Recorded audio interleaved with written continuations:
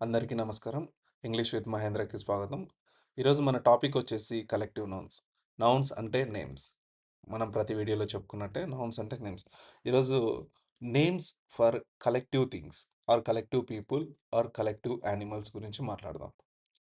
So మనం ఇంతవరకు ఈ టాపిక్స్ అన్ని కంప్లీట్ చేసాం. Today our topic is collective nouns. Okay. Now what are collective nouns? Collective nouns అంటే ఏంటి? సో, కలెక్టివ్ నౌన్స్ అనేవి గ్రూప్ ఆఫ్ పీపుల్‌కి గానీ, గ్రూప్ ఆఫ్ యానిమల్స్‌కి కానీ, గ్రూప్ ఆఫ్ థింగ్స్ కానీ కలెక్టివ్‌గా ఒక పేరు పెడితే, సో, ఫర్ ఎగ్జాంపుల్ ఒక గుంపందరు కలిపి ఒక పేరు పెడితే దాన్ని కలెక్టివ్ నౌన్స్ అంటారు. ఫర్ ఎగ్జాంపుల్ ఒక ఆడిటోరియంలో ఒక గ్రూప్ ఆఫ్ పీపుల్స్ ఉన్నారు.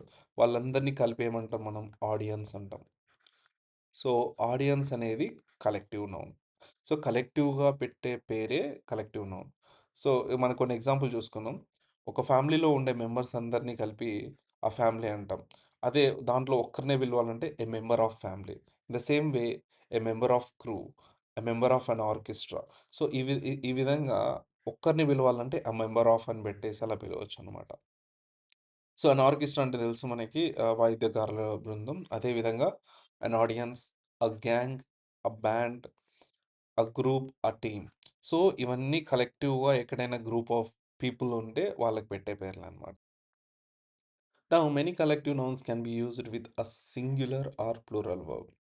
ఒక ఎగ్జాంపుల్ చూద్దాం ఇక్కడ. My family was happy to visit me every week. My family was happy to visit me every week. So, ఇలా చెప్పినప్పుడు ఏమైతుందంటే వాస్ అనేది సింగులర్ వర్బ్. అదే విధంగా కొన్ని యాక్సెంట్‌లో my family were very happy when I visited home. So, first example వచ్చేసి American English. And second example వచ్చేసి మనకి బ్రిటిష్ ఇంగ్లీష్. సో, కొన్ని చోట్ల సింగులర్ వర్బ్ వాడుతూ ఉంటారు. కొన్ని చోట్ల ప్లూరల్ వర్బ్ ఫాలో అవుతుంటారు. So, both are correct. But కొన్ని కలెక్టివ్ నౌన్స్‌కి మాత్రం ప్లూరల్ ఫార్మే వాడాలి. ఎగ్జాంపుల్ చూసుకున్నామంటే cattle. There are many cattle in my village. The cattle are grazing. Are అనేది ప్లూరల్. చూడండి, ద క్యాటిల్ ఆర్ గ్రేజింగ్. దీన్నే మనం సింగులర్‌లో రాస్తే తప్పనమాట. The cattle is grazing. Is grazing అనేది ఇట్స్ రాంగ్. సో, ఇప్పుడు ఇక్కడ ఆరే రావాలి. సో, ప్లూరల్ ఫార్మ్‌లోనే ఉండాలి. అదేవిధంగా people in my area are well educated. Educated farmers. People in my area are well educated farmers. మా ఏరియాలో ఫార్మర్స్ ఎడ్యుకేటెడ్ ఉంటారు.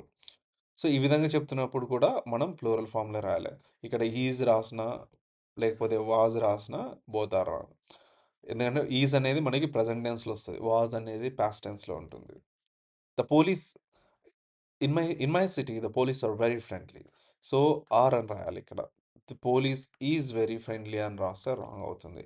సో, ఈ విధంగా ఈ కైండ్ ఆఫ్ కలెక్టివ్ నౌన్స్‌కి మాత్రం ప్లూరల్ ఫార్మే ఫాలో అవ్వాలి. మీరు నేర్చుకునేప్పుడు కూడా దేనికి ప్లూరల్ ఫార్మ్ వాడాలి, దేనికి సింగులర్ వర్బ్ వాడాలి అనేది కరెక్ట్‌గా నేర్చుకోవాలనమాట. నౌ ఇక్కడ కొన్ని ఎగ్జాంపుల్స్ చూడండి. Collective nouns for people. So, collective nouns పీపుల్‌లో ఎ బ్యాండ్ ఆఫ్ మ్యూజిషియన్స్ అన్నారనుకోండి.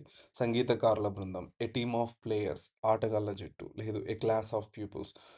చాలామందికి ఈ వర్డ్ ప్యూపిల్స్ అనేది చాలా డౌట్ ఉంటుంది. ప్యూపిల్స్ అంటే స్టూడెంట్స్ అని అర్థం అనమాట. సో, మోడర్న్ ఇంగ్లీష్‌లో మోస్ట్‌లీ ప్యూపిల్స్ అనే మెన్షన్ చేస్తూ ఉంటారు. మీరు ఈవెన్ న్యూస్ పేపర్‌లో గానీ, లేకపోతే ఈవెన్ ఐఎల్టీఎస్ రీడింగ్ సెషన్‌లో కానీ ఎక్కడన్నా ప్యూపిల్స్ అనే వర్డ్ ఉందంటే స్టూడెంట్స్ అనే గుర్తుపెట్టుకోండి. So, a class of pupils students యొక్క రూము. ఎ గ్యాంగ్ ఆఫ్ రాబర్స్ దొంగల గుంపు. ఎ ట్రూప్ ఆఫ్ యాక్టర్స్ నటుల బృందం. సో, ఈ విధంగా తెలుగు ట్రాన్స్‌లేషన్స్ ఉంటాయన్నమాట. Now collective nouns for things చూసుకున్నట్టయితే ఇదొక ఎ కలెక్షన్ ఆఫ్ బుక్స్ యొక్క collection. A deck of cards cards యొక్క కట్ట. మనం కట్ట అంటుంటాం కదా! ఒక ఒక ఒక దాని తర్వాత ఒకటి పేర్చే కట్ట. So, A deck of cards. Card cards యొక్క కట్ట. ఎ ఫ్లీట్ ఆఫ్ షిప్స్ ఓడల సమూహం. ఫ్లీట్ అన్నప్పుడు సమూహం. సో, ఓడల సమూహం. A fleet of ships. A set of stamps. Stamps యొక్క సెట్. సెట్‌లో మొత్తం ఆల్ కైండ్ ఆఫ్ స్టాంప్స్ ఉంటాయి కదా! అదే విధంగా సెట్ ఆఫ్ స్టాంప్స్. నౌ ఇది చాలా ఇంపార్టెంట్. ఎందుకంటే మీరెక్కడైనా ఏదన్నా సీనరీ గురించి కానీ, అక్కడున్న జంతువుల గురించి కానీ ఎక్స్‌ప్లెయిన్ చేస్తున్నప్పుడు ఈ కలెక్టివ్ నౌన్స్ ఫర్ యానిమల్స్ చాలా ఇంపార్టెంట్. ఫస్ట్ వన్ వచ్చేసి a flock of sheep.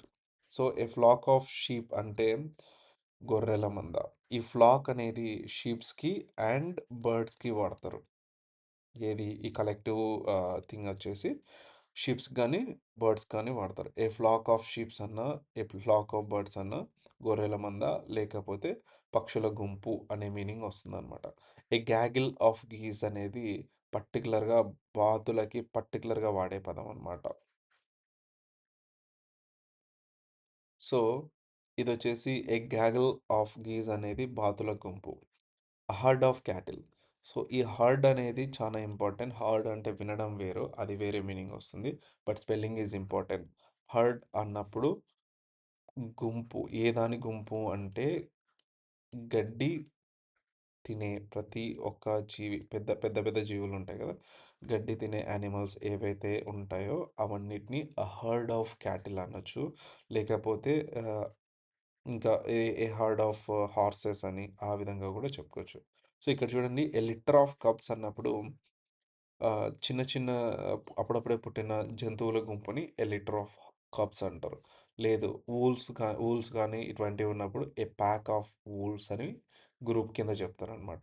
లయన్స్‌కైతే A pride of Lions యొక్క గుంపు. ఏ స్వార్మ్ ఆఫ్ బీస్ తేనెతిట్టెల గుంపు. ఏ పాడ్ ఆఫ్ వేల్స్ అన్నా కూడా వేల్స్ యొక్క గుంపు. సో, ఫ్లాక్ ఆఫ్ అన్నా లేకపోతే ఏ హర్డ్ ఆఫ్ అన్నా ఇవన్నీ గుంపులు లేకపోతే మంద అనొస్తుంది ఇక్కడ. యాక్చువల్లీ ఆ హర్డ్ ఆఫ్ క్యాటిల్ అనేది గుంపు లేకపోతే మంద. సో, ఇక్కడొచ్చేసి ఆవుల మంద మనం తెలుగులో అంటాం కదా! ఆ హర్డ్ ఆఫ్ క్యాటిల్. అదేవిధంగా ఆ హర్డ్ ఆఫ్ హార్స్ ఈ విధంగా ఉంటాయి. సో, ఇక్కడ ముందరున్న వర్డ్స్ అనేవి చాలా ఇంపార్టెంట్ కలెక్టివ్ నౌన్స్‌కి. మీరు మాట్లాడడానికి బెటర్ థింగ్‌ని ప్రొవైడ్ చేయాలంటే you should learn these things. ఒక చిన్న ఇమేజ్ ఉంది. మనకి ఇక్కడ ఇమేజ్‌లో ఏమేమి కనపడిస్తున్నాయి. నేను సమ్ ఎగ్జాంపుల్స్ కూడా ఇచ్చాను. Just take a small break and fill all these things. ఒక చిన్న బ్రేక్ తీసుకొని దీన్ని ఫిల్ చేయండి. నౌ నాకిక్కడ ఏమేమి కనపడిస్తున్నాయి? ఫస్ట్ వచ్చేసి ఎ హర్డ్ ఆఫ్ హార్సెస్. హార్సెస్ యొక్క గుంపు.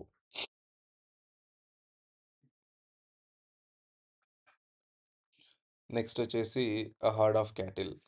ఆవుల మంద.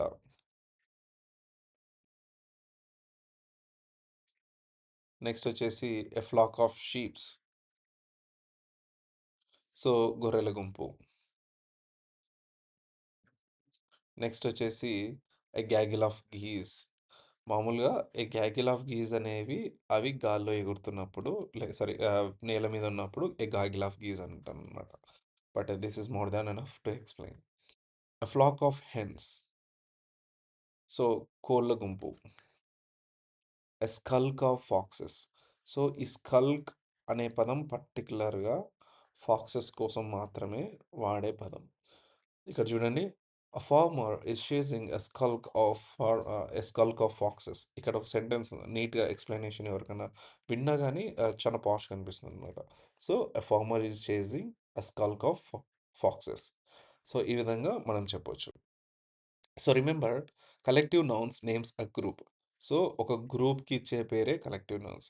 Different groups can have different collective nouns. Different గ్రూప్స్‌కి different collective nouns. Learn the most ones first. బాగా అవసరమైన ఫస్ట్ థింగ్స్ నేర్చుకోవాల. దీంట్లో a team of player. So, ఆటగాళ్ళ జట్టు. A herd of cattle. So, cattles యొక్క గుంపు. A flock of sheep. So, గొర్రెల మంద. A pride of lions. Lions యొక్క group. A pack of wolves. So, తోడేళ్ళ గుంపు. సో, ఈ విధంగా ఒక్కొక్క వర్డ్‌కి ముందర ఉండే ప్రతి ఒక్క ఈ చిన్న థింగ్స్ మారిపోతూ ఉంటాయి. So, you should learn all those things. I hope collective nouns అంటే ఏంటని అర్థమైంది. We will see you in the next lesson. Have a great day.